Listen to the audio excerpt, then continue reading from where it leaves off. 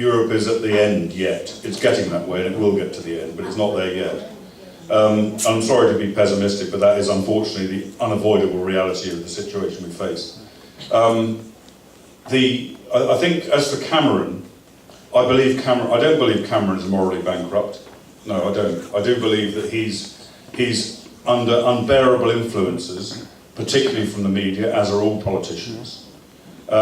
He's forced into a corner often. I believe Cameron is actually pro-Israel. I think in his heart, I believe him to be pro-Israel. I think we've seen over the last couple of years, we've seen an increase in his pro-Israeli rhetoric or speaking and to an extent actions. If, for example, when he came here and spoke at the Knesset last year, he spoke, I think, very warmly towards Israel. Somebody said to me that who's a veteran of the Knesset that he probably spoke more warmly towards Israel than any other foreign leader in recent memory. And he's made some recent comments, I think, which some people would say are exclusively to do with the election, but I don't believe they are. I think what we've got to understand is that he is now free of the shackle of the Liberal Democrats, which he was in coalition with, who I think were far more anti-Israel than he was, and I think he's been freed from that. So we will hope and see if he does actually, maybe stand up a bit more strongly. But he's under huge pressure because he's under pressure from the EU.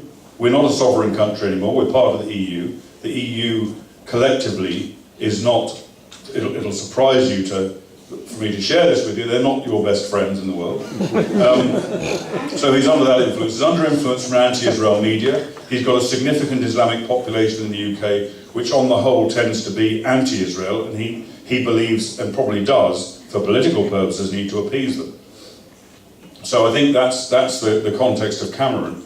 I should just make one point briefly, and sorry, I don't want to bang on, I've already done my bit, but one thing that Cameron did mention, which people missed to an extent, I think, in the Knesset speech, it was a very small mention, but it was important. He mentioned how great the cooperation was between Israel and Britain on intelligence and defence issues. And it's true, and I've got personal experience of this, that the IDF and the British military at the top end are very, very close in their cooperation, as are the British intelligence services, Mossad, Shabak, and other intelligence organisations over here. So very, very close. I don't think, apart from US-UK and US-Israel, I'd be surprised if there are any other two countries in the world on the intelligence side that are closer than Britain and Israel.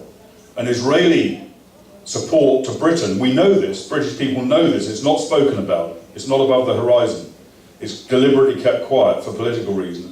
But Israeli assistance and support on the military side to Britain has saved many, many British military lives. Israeli battlefield medical technology, Israeli counter-bomb technology, and Israeli drone technology has helped us to be more effective against our enemies and has saved British lives. Madam.